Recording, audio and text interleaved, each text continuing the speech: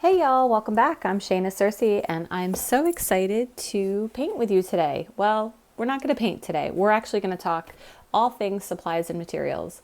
So I know in the description of all of my videos, I have lists of supplies and materials that I use either in the video, all of those are in there, but also additional links for things that I use on a regular basis. And that list isn't even comprehensive. I've been painting with watercolor for several years and have accumulated lots and lots of different things. That doesn't mean you need to accumulate all of those things. So today I'm going to go over kind of the four big things and what I use. So I'm sorry, really three big things: your paper, your brushes, and your paints, and of course the fourth thing being water.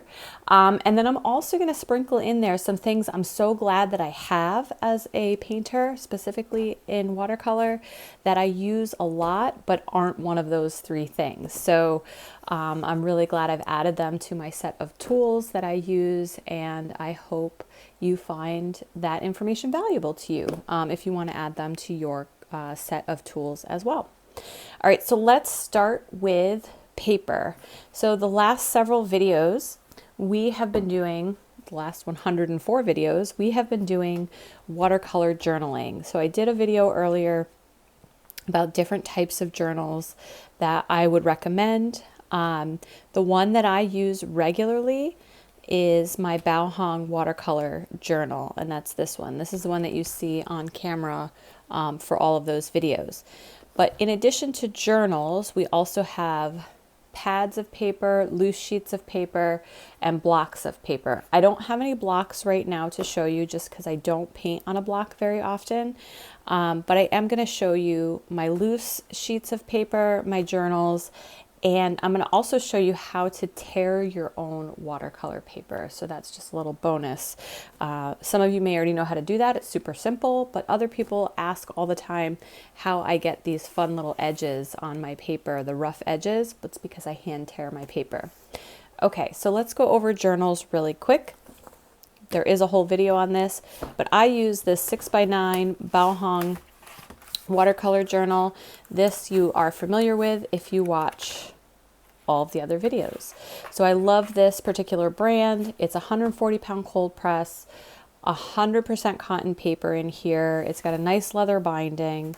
Well, it's probably not real leather. I'm sure it's not real leather, but a leatherette type binding or cover, and a nice lovely binding. So this one I really love.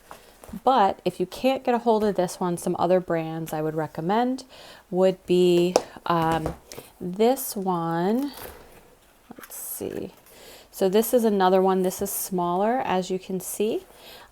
This is a Tumarta, 140-pound cold press, still 100% cotton. There are 48 sheets in here. There are 48 sheets in this one as well. And I use both sides. So there are actually 24 sheets of paper or pages, and I use both sides, so I get 48 individual paintings. So you can see I use both sides of every piece here. So this is the Tumarta, and this is the Hennemule.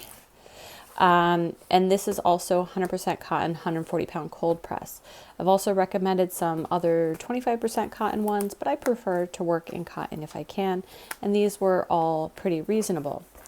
Now, if you don't want to do a journal, or if you're already doing a journal, but you want to create full pieces that are being displayed or given away that aren't going to live in your journal, you can use paper that is either in a pad or a tablet. So that would be, just something like a note tablet, but it's watercolor paper.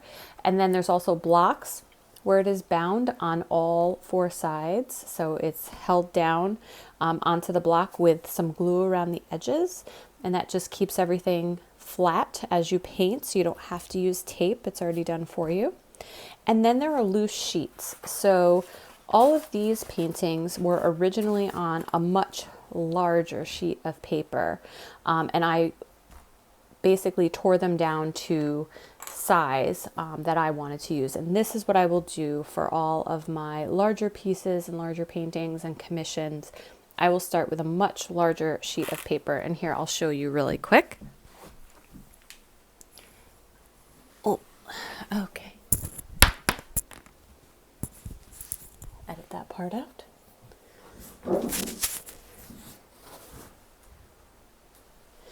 All right, so here is, and you can't even see it all in frame, but boop, boop, boop, boop, boop, boop, boop, and there's the other side of my hand. Ignore the tear in the paper if you see that. I got this beautiful 300-pound piece for 50% off because I'm going to cut it down to size anyway, so I'm just going to lose a little bit on the edge there. So these are the sheets I start out with. They're huge, and I tear them to size. So with that being said, would you like to learn how to tear your watercolor paper to size? One, you're going to want to measure it out, figure out how big you want it. Too complicated for this quick video because there's lots of different ways to cut up that large sheet into the most efficient different sizes. So I will first show you on here. So the sheets that I generally buy are either Fabriano Artistico or Arches watercolor paper. 100% cotton, usually 140-pound cold press, but often I'll use 300-pound cold press. And that is super thick paper, and I use that for commissions when I really want a nice sturdy piece of paper. Quite expensive to buy individually, but if you're doing a commission, that's the way to go. Put in the right materials. So this is a sheet that I've already broken down. Now if I want to make this smaller, we're just going to say half of it. We're going to half it. All I'm going to do is fold my paper over, match up my edges so I have a nice kind of thick loop right here. Match it up, hold it down with my fingers just like this. You're going to make sure your hands are nice and clean. They don't have any paint on them or oils on them before you start handling your watercolor paper because it will leave stains and residues. And then I'm just going to push out right towards the center until I get this kind of butterfly effect in the middle here. And then push one way and push the other. Now there are tools that can be used to do this.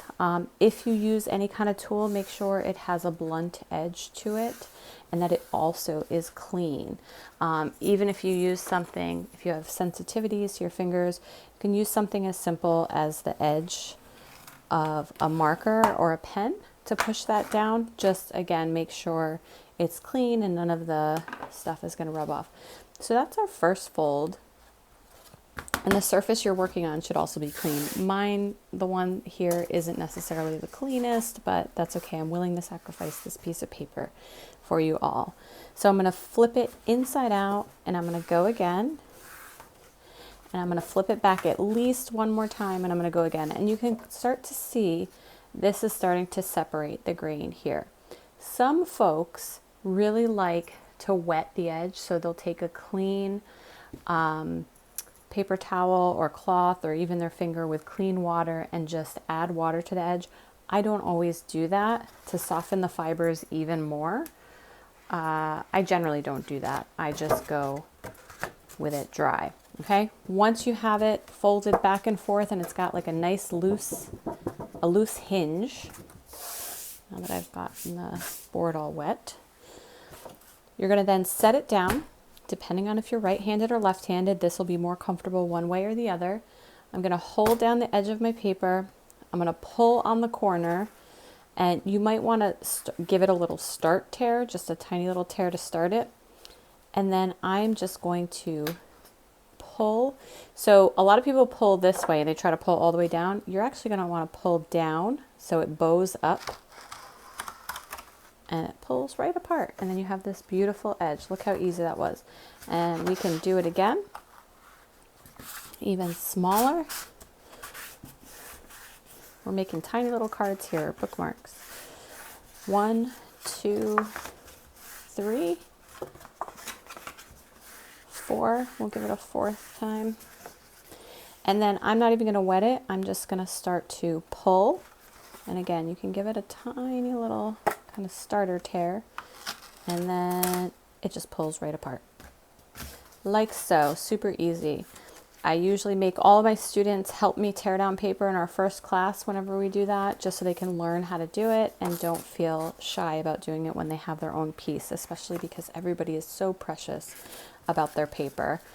Yeah, so that is paper in a nutshell. I have links in the description to the journals and some different links to different stores where you can get Arche or Fabriano Artistico paper in flat sheets. You can also buy it in rolls if you're super into investing in your paper. Quite expensive, $200, $300, $400 for the rolls, but it's a lot of paper that you will use for a very long time. I buy it in sheets of usually 10 or 20 at a time. Okay, that being said, let's move on to some other things, some things that are not paper, paint, or brushes. We'll get back to those in a minute. Let's roll into one of my favorite tools to use that I'm going to be using in an upcoming commission for sure, and that is my lightboard. Okay, so my lightboard is one of my favorite tools, and a lot of people are very nervous about using a lightboard for tracing purposes because they get worried that tracing is cheating somehow. I can assure you it is not. There are certainly some rules you want to follow, but when I use it, I'm using it to trace my own work. So let's talk about that. Let me zoom out a little bit. There we go. Okay, so here is my fabulous lightboard. It is super thin. You can see tiny, tiny thin. It just plugs in here with a USB plug that plugs right into a regular outlet. The light and switch go on right here. And you can't see it because the light really is too bright here, but you can see it a little bit. It is 28 centimeters by 41 centimeters. It's just the right size for me for a lot of the commissions that I do. So 11 by 14 size commissions or 8 by 10, somewhere in that range. So the way I use it is I have a fabulous sketchbook or many sketchbooks in which I will plan out painting. So I have some commissions coming up where I'm going to be doing these larger food related commissions, and you'll see I have many versions of these sketches that I share with folks, the client, or even if I was just doing this for myself and just creating my own composition and I wanted to try a few different things. First, I'm going to do it in my sketchbook, not on my watercolor paper. And I'm going to come up with a bunch of different compositions. And you can see like this one was done and this one was done multiple times. And I wouldn't want to do all of this drawing and tracing or drawing and erasing on my watercolor paper. So once I'm finally ready with my piece, I would take my piece or paper and I would put it on my lightboard and I would turn it on, and then let's see if you can see this without me turning the lights off. Hold on, I have to grab a piece of watercolor paper. Okay, I'm back with some watercolor paper. So I would put it on here. Usually I tape things down so that I can make sure that they don't move and that they're straight. And you can see as I place this on top, I'm going to turn this light off so you can see a little better, hopefully. Oh, I've turned the light board off as well. And I will crank up the brightness. So you can see there, this is a 140-pound piece of cold pressed paper. And I can see very easily right through it. So here's the watercolor paper, there is the drawing, and here is them layered on top of each other. And now I can precisely draw exactly what I want for my outlines onto my watercolor paper. Don't have to worry about erasing at all. And I have a nice clean outline to work with. So I love my lightboard. I think it's fantastic. Also, if you have photographs that you have taken that you also want to trace from, say a portrait, a lot of people want to do portraits and they struggle with the drawing part of it. Absolutely. Take a picture that you have that you want to recreate, use the lightboard, trace the basic outline to get your proportions right, and then go and start the painting process. So love my lightboard. Absolutely would recommend getting one. And this one is super It's thin, it's portable, easy to plug in, and it was like, I want to say like $22. So very affordable. Actually, I can't remember the exact price of this one in this size, but the smaller sizes start at like $14 up through like $35, $40 for the larger sizes, but very affordable, and is a great tool to have. You can definitely find links in the description to this light board, and it comes in multiple sizes, so whatever works for you. All right, we're gonna move on to the next piece of supplies that I use, and we're going to jump back to one of the main three. So we're going to talk about paint specifically. All right, so talking about paint, I use Core as my brand, my preferred brand, but I've used several other brands as well. So the first thing is watercolor paints can come in many different types. So there's tube paints, which look like this. They come in tubes.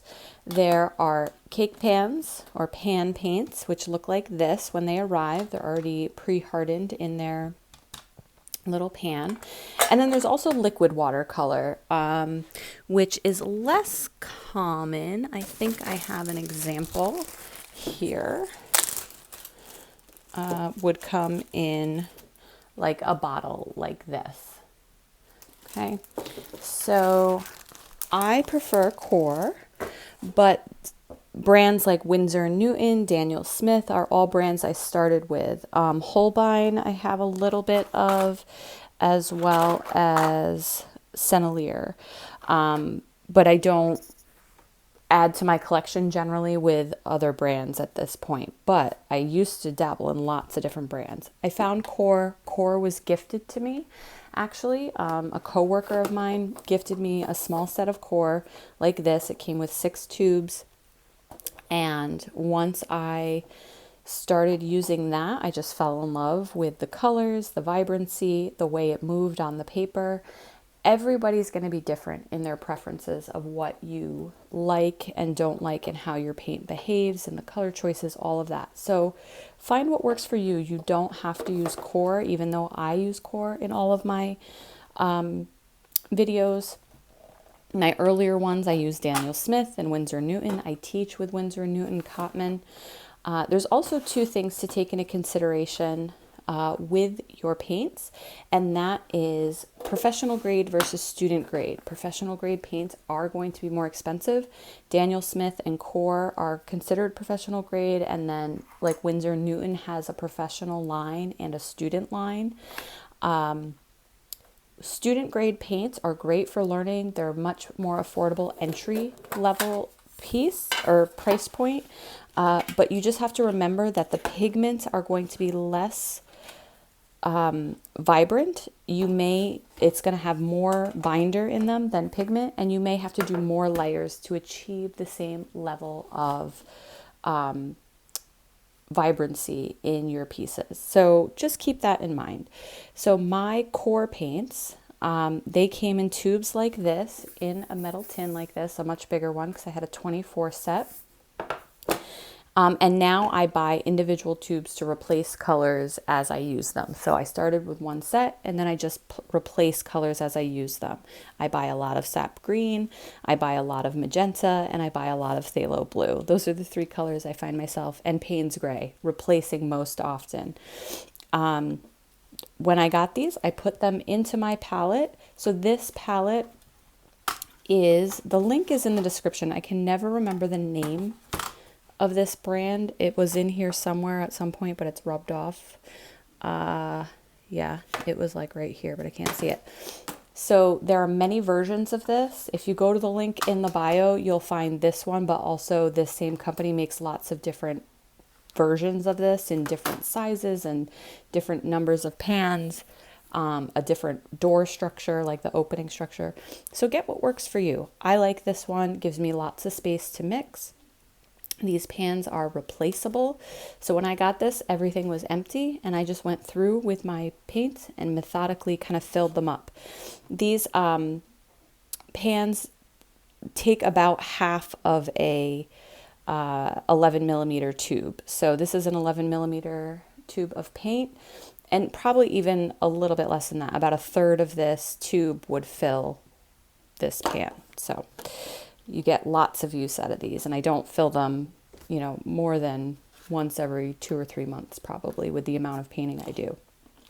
All right, so that's paints. Core is my go-to. I love it, but most likely you have access to different brands. Core is a US-based brand, actually made in my own state of New York. So I love that too. I hope to visit their facility someday. And then like this is a pan paint. This is Winsor & Newton. This is my son's set. So this is his Winsor & Newton set. This is a Cadmium set. So this is student grade paint. The professional grade looks very similar. Again, just a slightly different pigmentation in the colors and slightly different colors. So these sets are great as well. So go ahead and go find yourself some paints. Less is more. Start small if you can. If you can control yourself. It's very hard to do when you see sets with like 24 and 48 colors. You only need your like 7 colors, I would say, maximum, if you get warm and cool of your primaries. So red, blue, yellow, or magenta, cyan, and yellow. And a neutral, Payne's gray. Maybe you throw in a burnt sienna or a yellow ochre, something more neutral, a raw sienna, something like that. But I would definitely recommend starting small, especially if you're worried about not investing way too much right in the beginning, if you're just trying things out. Daniel Smith has a great starter set, the Essential set I started with very early on, that has warm and cool of those colors right built in. And then get yourself a neutral black or Payne's gray. All right, so that's what I have to say about paints. Go forth and purchase responsibly. I know it's really hard not to buy every single color out there. And honestly, even 24 for me, there's some of them in here that I rarely use. So just keep that in mind. All right, let's talk about something else that is not paint, paper, or brushes that I love having in my arsenal. All right, so another thing I love having in my set of tools is going to be, or are going to be, tape and binder clips. So these are used to hold our paper in place. So the tape I use for creating borders, but also to hold my piece down to the table and or another stiff board. So I have this nice stiff board here. This is Gator board, if you were curious. And it holds it down while I paint so that as it dries, paper, it is a fiber. Even if you have 100% cotton paper, it will have some buckling and curling if you don't adhere it to a stiff, rigid surface. So tape is great for not only holding things down, but then it also creates those beautiful clean borders on our pieces. So like this one here as an example. This was painted, taped down to the surface. It was a loose sheet of paper. And then I was able to create this nice clean border around the edge. Binder clips. Binder clips, if you are doing journaling with me in a watercolor journal, you absolutely need binder clips. Again, tape is great for creating borders within our binders, but I find the clips to be the most beneficial to hold our pages down, both on the page we're painting on and the page opposite, so everything is nice and sturdy and flat as you paint. So binder clips and tape are definitely a wonderful addition to your watercolor journey. All right, back to one of our big 3, brushes. So you need a brush or some type of tool to apply your paint. So you have your paper, your paint, and your brushes. Now I have a lot of brushes in here, and this isn't even all the brushes I have, but I don't need this many. I have my kind of 3 or 4 core brushes that I go back to over and over and over and over and over again. And if I didn't have these other brushes, I would be totally fine. I've just had the opportunity to collect over time. So my core brushes would be round brushes. I love a good round brush. I'm even noticing my core brushes aren't sitting in front of me right now because I was recently painting with them. So here's another Velvet Touch, my size 10, and then my 4 and 6 are around here somewhere. So I like Princeton Velvet Touch. I also use Princeton Select. So Princeton Select I use more with my students, and these are a slightly lower price point. Velvet Touch is great, and then Aqua Elite I have in Princeton as well. Aqua Elite is the most expensive, but I will say it is not my favorite. I prefer the Velvet Touch. Is a little bit softer of a snap, where the Aqua Elite is a really stiff brush.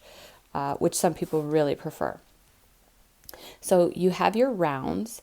You do not need every size in rounds. So you will often see a set of a cheaper set sold as like sizes 2 through 12. So 2, 3, 4, 5, 6, 7, 8, 9, 10, 11, 12. You don't need all those sizes. I would say a larger to medium sized brush, so a 12 or a 10, something in the 5 to 6 range, and then something in the 2 to 3 range. One of each of those, so 3 brushes in total, would be a great way to start. If you had to buy one brush and one brush only, I would recommend a size 10 round with a good tip. So a good quality size 10 round with a great tip on it will get you really, really far. If you're painting on smaller pages or a really small journal, maybe scale that down to a 6 or an 8. But if you're painting anything over, in the 8 by 10 range, a size 10 will be great for you. There are different types of brushes as well. So I showed you the 3 kind of Princetons I like. These are all synthetic brushes. I do also have some natural hair brushes. That would be my silver black velvet brushes. Natural hair brushes and synthetic brushes have just a different feel. Natural brushes hold a lot more paint and water, so they can feel a little bit unwieldy to folks if they've never used a natural hair brush before. And they do have a softer pliability to them. They don't have as much what I would call snap to them. So when you paint with a natural hair brush, let's see, I don't know if you can see that, you'll see when I paint with it, it doesn't snap back to its full straightness. It kind of stays a little bent. So when you do that with, I'll show you, with most synthetic brushes, they have a great snap. Like you can actually see it, like boom, right back to straight. Boom. So that is the biggest difference, and the amount of water and pigment that they hold. Natural hair holds a lot more at one time, where synthetic doesn't hold as much. You probably won't notice this like really early on, but as you get more comfortable, if you were to go head to head with them, you would really notice it. So these can seem a little more unwieldy, but also can be really, really lovely to paint with. They hold a great tip on them for precision painting. So these are my silver black velvets. I do use them often, but not as often as my synthetics. And then the last thing I'll say about brushes, there's lots of unique shapes and sizes. So this is a pointed filbert brush. This is a not pointed, this is a rounded filbert brush. I can't remember the last time I took either of these out and used them. There's lots of fun little ones. This is a deerfoot one. It's bristly and shaped, great for pouncing in texture. Again, rarely use it. And then there are the flat brushes. So some people really prefer flat brushes. I don't paint with them very often, except in some specific applications, but other watercolorists will paint almost solely with a flat brush for a lot of things. So depending on what you're painting and how you learn, can definitely change that. So my way is definitely not the only way. There's a lot of subjectivity in selection of materials and art making itself. So please take everything with a grain of salt and use it just to inform you on different ways that you might want to do things. I also have like a quill brush in here, a 30 quill. This holds so much water and paint, and this mop brush. So mop brushes are great for wetting your page or applying a really big wash to things. So you don't need a mop brush if you're not painting really big, bigger than 8 by 10 in the beginning. So just keep that in mind. You're going to be tempted to go out there and buy all of the things. So that is what I'll say about brushes. Oh, my last one would be a rigger brush. So if I had to buy like 3 different brushes that were all different from each other, I would probably buy like, I would still stick with 2 rounds. I would do a larger round, like a 10 or a 12, and then a medium to small, 3 or 4. And I would buy a rigger or a liner brush. Like those would be my 3 go-to brushes that I could paint a ton of stuff with. And then I would start to add on some of the other larger brushes or a flat brush, maybe a mop brush if I was going to paint bigger. So that's what I have for brushes. Go forth and use that information as you wish. Hopefully that helps clarify. Again, you could start with 1 brush, you can start with 3 brushes. You certainly could buy one of those big packs of like 12 different size brushes of the cheaper ones. The cheaper ones are the 2 problems you're going to face with them.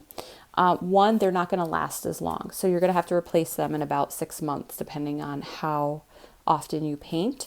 The ferrule, which is this metal part, will start to weaken and loosen and fall apart. And you're also going to lose bristles and they'll end up in your work and in your painting. So keep that in mind. And most often they don't hold their tip or their shape very well. Not that they aren't usable when you first get them. They'll probably seem really great, especially for the price. But just know you'll have to replace them eventually, sooner rather than later. Some of these brushes I've had for a very long time, over 2 or 3 years. And others, you know, I damage them because I leave them in water and I have to replace them as well. So I am not perfect by any means. All right, let's get to my last thing that I love to have. That isn't one of the top 3, but I'm so glad I added it to my set of tools, and it's going to be actually a couple of things that I'm going to throw in there. All right, so my last set of things that I love that I have as a watercolor artist or a painter, but I don't necessarily need, but I really am glad I had, it's kind of a miscellaneous set of things. So let's start with the kneaded eraser. So the kneaded eraser is very different from a vinyl eraser or a gum eraser, and I'll show you the difference. Let's demonstrate here really quickly.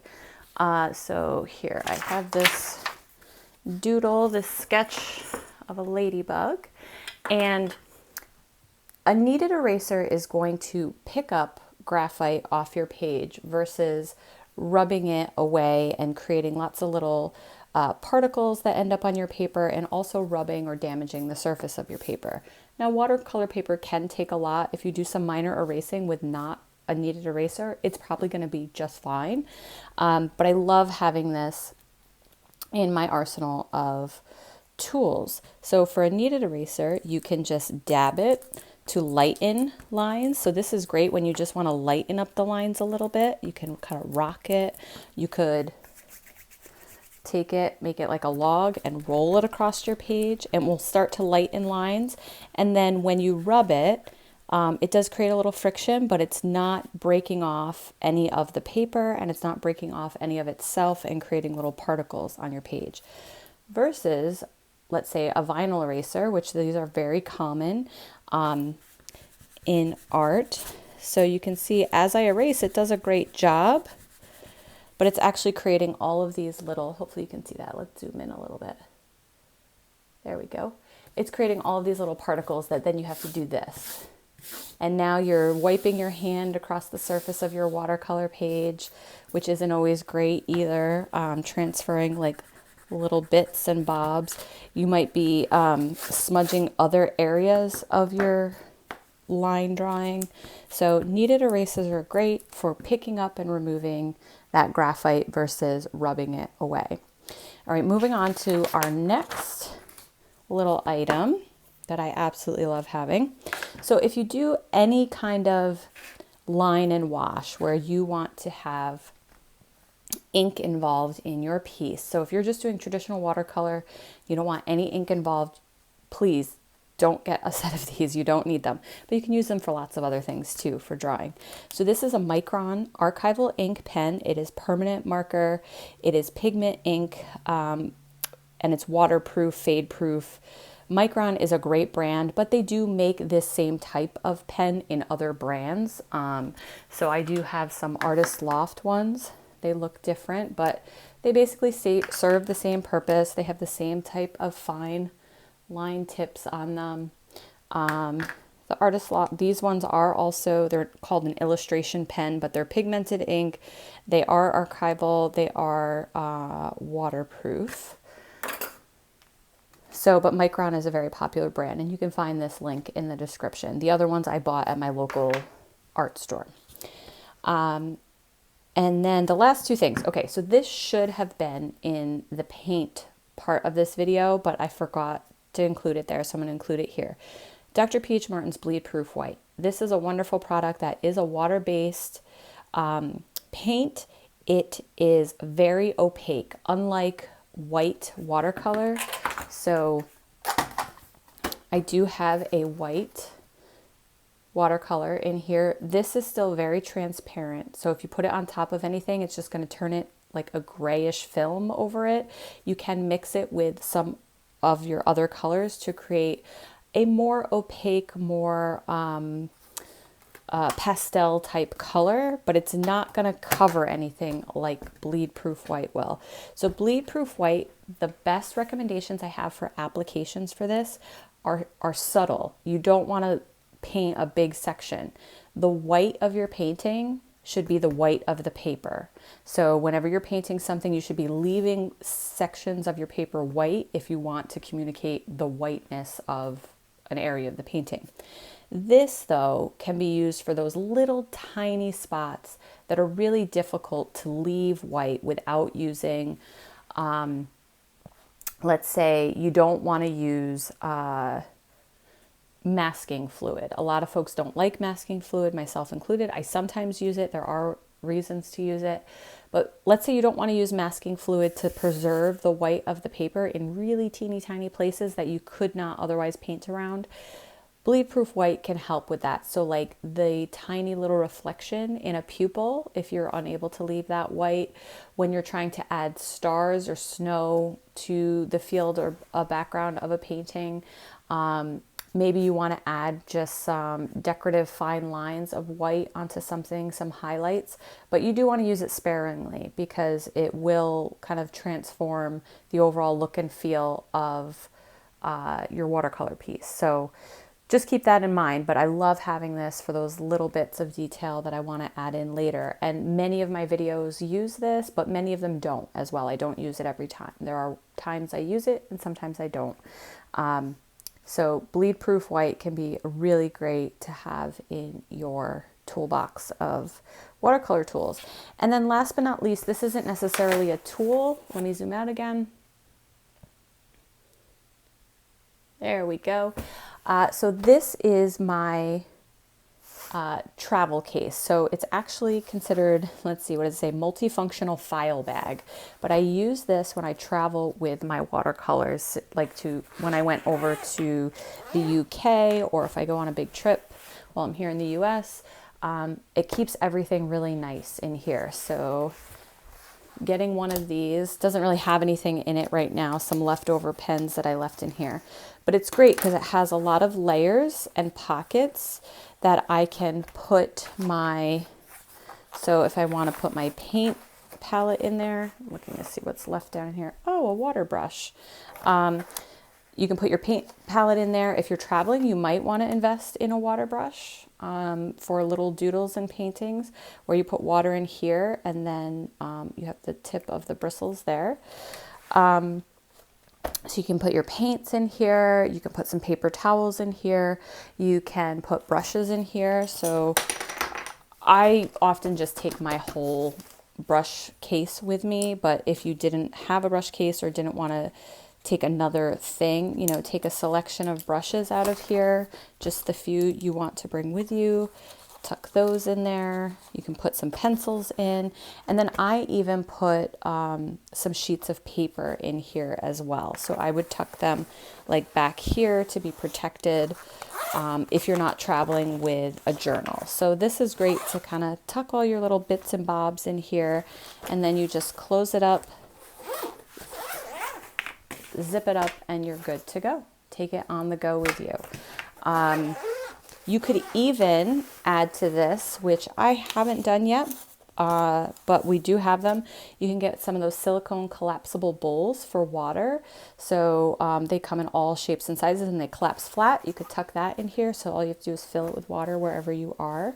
Sure, you could use a glass wherever you are too, but if you want to keep it just as a watercolor water vessel. All right, so I hope that was helpful, talking about a lot of the supplies and materials I use, what I recommend, things I love to have but don't necessarily need, but as a beginner, I would definitely start to add them to my collection of things to make life easier as I learn. Don't forget to check out the description. It'll have links to all the things I mentioned in here so you can find them. You can shop online for them, or you can go to your local art store and shop there. If you walk into any art store and say, "Can I find the needed erasers, please?" they will absolutely be able to help you, or the micron pens, or the light table might be a little harder in person, but also paints, paper, and brushes as well. So, all right, y'all, take care. I hope this was helpful, and I'll see you for our next watercolor journal page very soon.